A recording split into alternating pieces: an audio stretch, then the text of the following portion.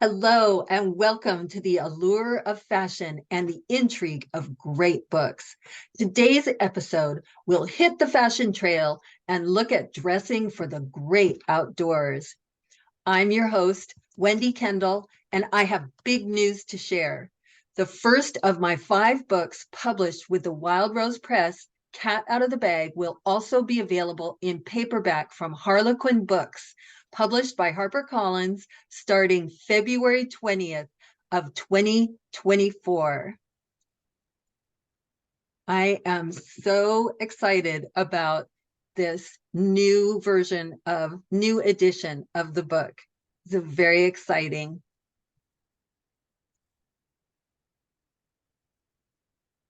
Oops. And there you can see the cover, the new cover for it.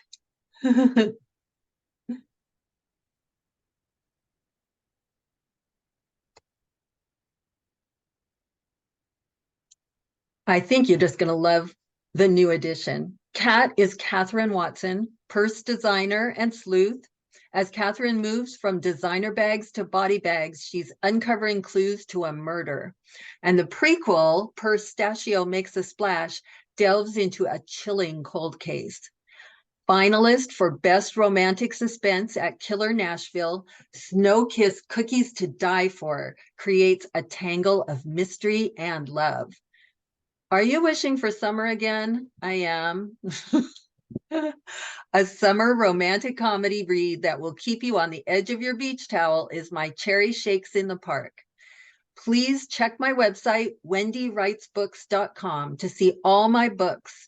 And I'm having fun finishing my newest book in the Catherine Watson investigations. That's to be published next year.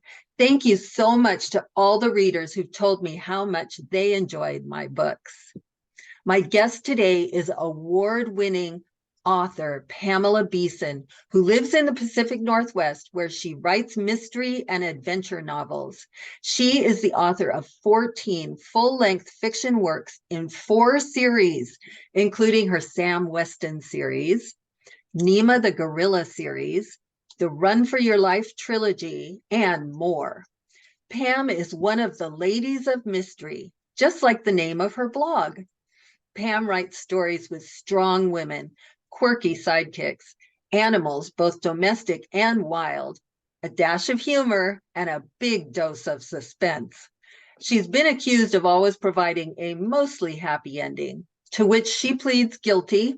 As a former private investigator, she knows there's enough tragedy in real life. When she's not hard at work on another book, she explores the natural world on foot, on cross-country skis or snowshoes, in her kayak, or underwater scuba diving. And she knows something about outdoor fashion. Welcome, Pamela Beason, in pursuit of fashion and fiction. Thank you for having me. I'm happy to be here, and congratulations on your new book and having it come out at Harlequin. That's great. Oh, thanks a lot. And congratulations on your newest book, titled Cascade. It's in your Sam Weston series, which I'm a huge fan. Would you tell us what dangers Sam is facing in this mystery in the majestic North Cascades? Well, every one of my Sam Weston mysteries features a wild animal, and in this case, it's wolverines. And while trying to rescue a trapped wolverine with her friend Gina, who is also a wildlife biologist, she gets trapped in an avalanche, which is caused by an earthquake, which also sets loose another avalanche that buries a ski hut up at the Mount Baker ski area. Wow, that's a lot to face. Reading your books, the rugged, beautiful, incredible outdoor settings really come to life, and I just love it. What is important as an author to bring these great visuals to the page? I would say get out there. you you shouldn't be writing about adventures if you don't have any. So get out there, take note of what you actually see, what it feels like to be there, what it sounds like, what animals and insects or and birds are in the area, what the wind feels like, et cetera, et cetera. You need to make it real. So I spend a lot of time out on the trails. That's really good advice. Now, spring that's high in the North Cascades, the season of spring, can still be quite cold and snowy up there, but the coldest corner of winter has been turned by then. In your book, Cascade, what are Sam Weston and her friends wearing, including footwear, in order to enjoy and also to withstand the weather conditions? Well, the key to the Pacific Northwest all year round is layers, layers, layers, and particularly in the mountains because you never know what the weather's going to do, and it can change in just a few minutes. So on this trip, Sam is wearing hiking pants and she has a rain jacket with her. She has a fleece on underneath, but she also has extra clothes because this takes place in March or April. Can't remember actually. and and there's still a lot of snow. So, and she also has on her snowshoes, and you always, always, always have gloves and a hat and a really good rain jacket or windbreaker. And in the wintertime, you're very wise to carry an extra parka or at least a down vest to put underneath your windbreaker because you get very hot when you're snowshoeing because it's very active. But the minute you stop, you're going to get very cold. So layers, layers, layers. I'm going to remember that. Yeah. Now, I in have the to parcel out my supplies among hikers sometimes who've come with me and have not been that experienced, because you'll start off, it's really nice. It's sunny, and then the clouds move in, the wind starts, it starts to hail, and people are caught up there with nothing. So at times I've given gloves to one person and a hat to another person, uh, rain poncho to another one, etc. that is very generous. It is unpredictable. Despite the forecast, there's still an unpredictability there. Mm-hmm. The higher you go, the more unpredictable it is. Mm.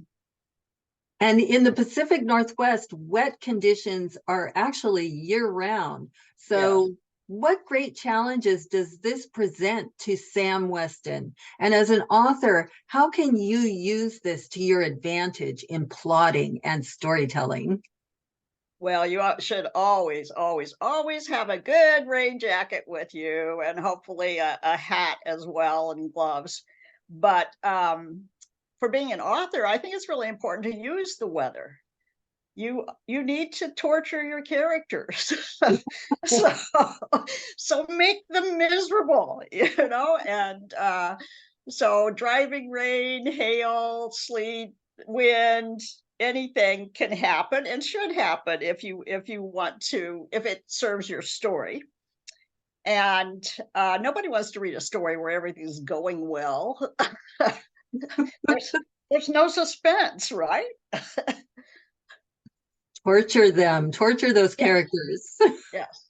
Put them in a bad situation, and of course, when it's really wet or when it's really nasty, have them lose something, that maybe they don't have their jacket or their hat or gloves or whatever. And in Cascade, Sam is buried in an avalanche to begin with and manages to claw her way out. But she's lost half her gear in the process. So that's a challenge. Wow, that sure is. That is torturing your character. And I bet it gets worse from there. Yeah, yeah. Oh, other people get tortured too. Her friends are down in the ski lodge, which has been buried under the avalanche and Oh, collapsed by the avalanche. oh, sounds so good. Now fashion so often varies in different communities, as a reflection of the interest of the residents. Does your Pacific Northwest home have like a fashion trend? Well, yes, it does. Although people from the East Coast might not think so. I'd say the style here is definitely outdoor casual. And if we see women in high heels or men in suits, we instantly are curious about what they're up to and where they came from and where they're going and all that. Everyone will be talking about anybody that's really dressed up, unless it's prom night or something like that. I love that. Well, Pam, you've talked a little bit about your new book, Cascade. Would you treat our listeners to a reading from your newest Sam Weston book, Cascade? Sure, sure. Put on my glasses so that I can see. Okay, this is the scene where Sam and her friend Gina are approaching the site where a poacher has trapped a wolverine. Okay. So then they're just coming up the slope toward the trap. So 100 yards above them, near the top of the clearing, next to a log trap, stood a figure dressed in a black parka and camouflage pants. Beside him was a large blue plastic dog carrier. The top of a log trap was propped open with a stick. Stop, Gina bellowed. The figure twisted to gaze downhill. The black shade of the beard along his jawline proved he was male, but with a parka bunched around his neck and a stocking cap pulled low on his brow, and with a slow curtain of snow blurring the details, it was hard to guess anything more. Reaching into the trap, the man hefted out a bulky bundle of dark fur, clutching it tightly to his chest. That mass of fur had to be a wolverine. Feisty, that's the nickname that they've given this wolverine. Tranquilized or dead. Bending over the carrier, the guy hastily shoved his burden inside. The radio collar around the limp neck scratched against the plastic as the wolverine slid through the opening. Sam's temper flared. She raced into the snow of the slope, adding her tracks and her voice to Gina's. Stop, you bastard. You won't get away with this. The mountainside was steep, and the snow in the clearing was softer and deeper than it had been in the woods. Each step punched a hole into the drifts, forcing Sam to lift a heavy clump of snow every time she raised a snowshoe. She wanted to sprint upward, but this was more like stomping in place. A few yards upslope, Gina was making only slightly better progress, yelling epithets with every step. The man straightened, hefted the carrier, and took off sideways across the clearing above them, cutting a horizontal path into the snow, headed for the forest that flanked the clearing on three sides. You, shithead, Gina screamed. Hey, son of a bitch, stop that carrier. A hot wave of rage flooded through Sam. Her body trembled with the frustration of knowing that neither she nor Gina could reach the Wolverine snatcher in time to save Feisty. The ground itself seemed to shimmer in commiseration beneath her snowshoes, and she noticed that the fringe of evergreens around the clearing were swaying too. For a second, she had the insane thought that maybe divine retribution actually existed, Mother Earth quaking in outrage at the poacher taking one of her precious wild creatures. But when a loud crack boomed somewhere near the top of the slope, Sam knew that something much more ominous was happening. Avalanche, she screamed, turning. Run. Oh, wow. I am literally on the edge of my seat here. Oh my gosh. Yeah, I'm ready to go get it and find out what happens next. Yeah, thank you for that super reading. Yeah, I love that. your characters are so engaging. Can you tell us what's important for you as the author in keeping characters so fresh and interesting throughout a mystery series?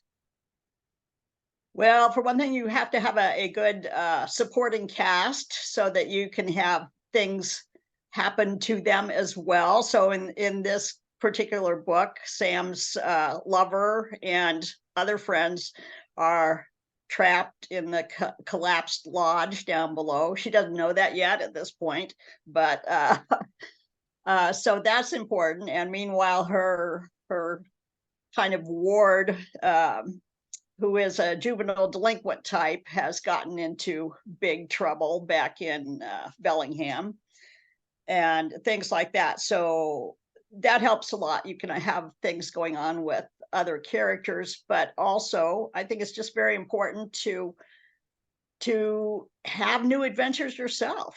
So I go out there and do a lot of these things, and I interview a lot of people for this book. I thought, well, I'm dealing with a real place here, I better get it right. So I had to talk to a lot of skiers and things like that to make sure I got everything happening on the slopes just right. Oh, I like that because then you're getting it from different perspectives too. I love that. Huh. Now, in your Sam Weston, the book two, Bear Bait, I'm going to go back to that one. Sure. Sam's working on a 12-week project with the National Forest Service, and there's a fire in the forest, which is a typical terrible danger that our natural resources face. And it just makes me think, where do your plots come to mind for you? Is it while you're out on the trails, or is it when you're at home and then you go out on the trails to sort of research it? Or where is it that your imagination truly runs wild? Well, I would say it's a little bit of both, but it's mainly when I am out and about. Bear bait takes place on the Olympic Peninsula. And when I've been driving around over there, I have seen a lot of signs that had to do with government land grabs and things like that. So I sensed a lot of hostility in the community. So I decided to deal with that as the theme of that book.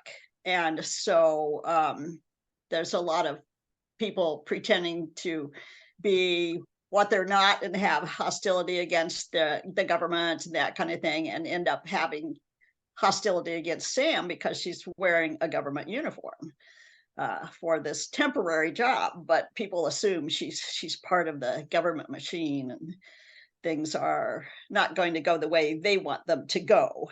And of course, as far as forest fires and that kind of thing, I've been unfortunately hiking a lot in recent years, and when there were forest fires not that far away.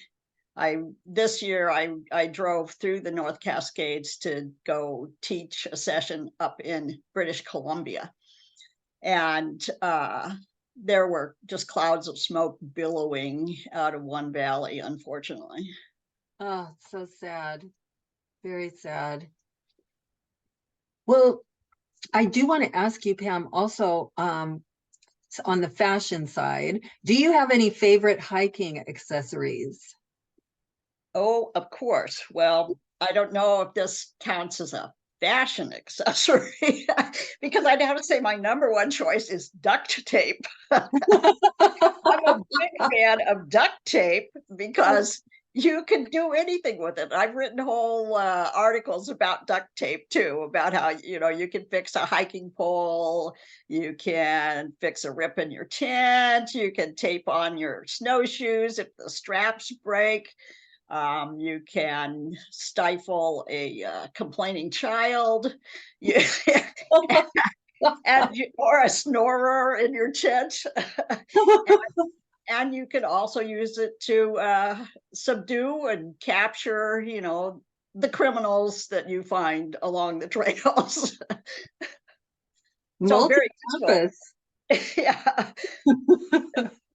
But in terms of fashion, I would say, always always a rain jacket. I certainly have my favorite socks. Socks are big if you're an outdoor person.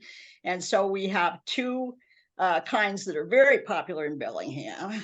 This will probably be backwards, but REI socks are very good and come in all different sizes, but these are the very best. Darn tough socks because they have a lifetime guarantee and they are darn tough, and they come in shoe sizes, not just that weird sock size that you often get into.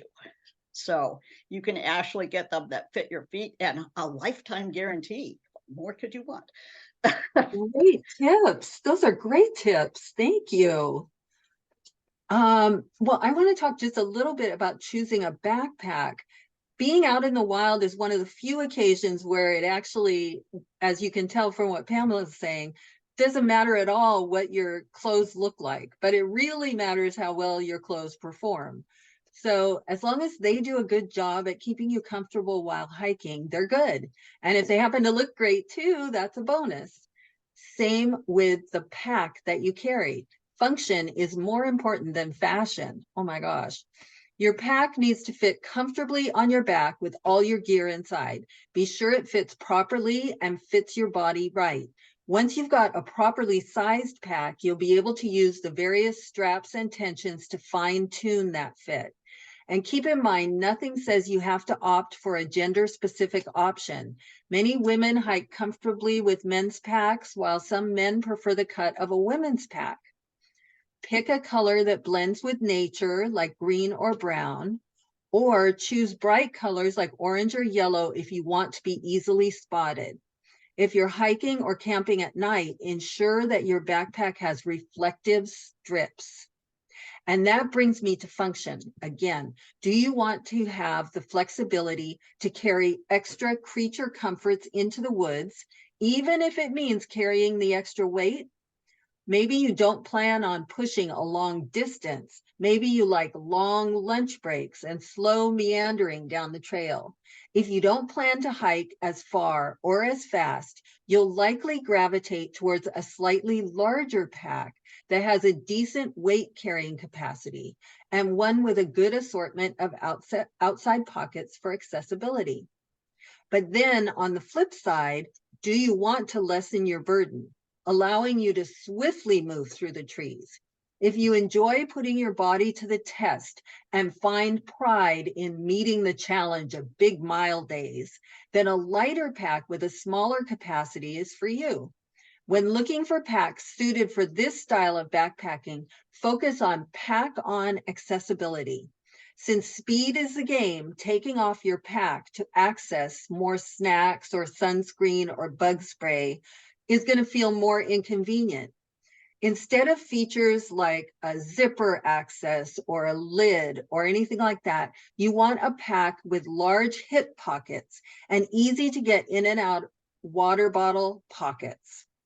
Often packs like these will have large stretch mesh front pockets that are great for keeping your lunch in or stashing away a layer when the day warms up. And for while you're in town, think about having a backpack with RFID protection. Once you've found a pack with the features and capacity that you're looking for, load it up. Most retailers have pack weights if you're shopping at a physical store. If you order online, make sure it's returnable. Wear it around for a while. Put the max amount of weight you would carry in it and spend some time getting to know how well it carries and distributes the load across the hips and shoulders. You should feel about 60 to 80% of the pack weight on your hips, with the remainder spread across your shoulders and chest. And you're ready to go. So Pam, what's a favorite animal you've happened to sight in the wild? And did that encounter inspire an animal in one of your stories? Oh, I love all animals, and there are so many animals in my stories. Of course, when I'm scuba diving, you see all kinds of incredible things from sharks and rays and all kinds of beautiful fish to octopus and just all kinds of amazing things there. But on the trails, I guess I would I have run into everything, bears and ptarmigans and elk and deer and mountain goats and otters and beavers and all kinds of things. But I guess my very favorite animal is are the gray jays, or camp robbers, we call them. They're they're actually, I think they're officially called Canadian gray jays. And even though they are wild birds, they somehow know hikers might have food. And so they will come and surround you, and you can just put like little bits of crackers in your hand and hold them up, and they will actually come down, land on your fingers, and grab the pieces and take off. And they are amazing. They do that to anybody and everybody. And so I love So those little cool. birds. Although I have had one try to take a peanut butter sandwich right out of my hand while I was eating it. so so sometimes they're a little bit brazen, and I've had chipmunks do that too, for that matter. Yeah, some of those animals, they're a little too familiar with hikers. But you know, all these animals eventually find their way into one or more of my books, because I love animals, period. Yeah, it's a big part of your books, your storytelling. Can you tell us about your first inspiration for your intriguing series, Nima the Gorilla? Sure. I was a private investigator for 10 years, and I worked on a lot of cases having to do with small children as witnesses. And so I did a lot of thinking about who makes a credible witness. And I've also always been fascinated with animal intelligence, and I've read all the books on teaching various animals, but particularly apes, sign language. And so I thought, I got to thinking, well, a gorilla has the intelligence of a 5-year-old child. And if you have a gorilla that can communicate a little bit anyway, what would happen if that creature was the only witness to a major crime? So I wrote The Only Witness, in which Nima the gorilla is the only witness to a baby's kidnapping. But of course, she doesn't think like a human being. You no gorilla is going to give you a timeline or say, you know what I saw? No, it's all these cryptic clues for my poor detective in that. And I did not originally intend for it to be a series, but it quickly became my bestseller. And so I've written 2 sequels, the only clue and the only one left. That's fantastic. Just fantastic. Oh my gosh. Oh, Pamela Beason, thank you so much for sharing this fashion and fiction fun with us. Can you tell us what's coming up next for your readers to look forward to? Sure, I've set myself a real challenge by trying to write a crossover novel between my Sam Weston Wilderness Mysteries and my Nima the Gorilla mysteries. So stay tuned. It is a bit of a challenge. So there will be characters from both books, and there will be a separate scenario happening in the different places, one where the gorilla lives and one where Sam Weston is trekking around in the wild. But it's all tied together with the theme of illegal immigration. Oh And my gosh, I can't wait. This sounds really, oh, I'm up to the challenge, and I know you are. well, I'm writing it very slowly, so don't hold your breath. But I hope to have it out by, maybe February or so. We'll see how it goes. Oh, that's great. Thank you, Pamela Beason. Listeners, you will want to check out the website, pamelabeason.com. It's in the description of the YouTube recording. And also find out more about her books at her website. And you're invited to my website, wendywritesbooks.com, to see my books and explore more on fashion and fiction. Thank you, listeners, for joining us. And be sure to like and subscribe so you never miss an episode. Join me next time for the allure of fashion and the intrigue of great books.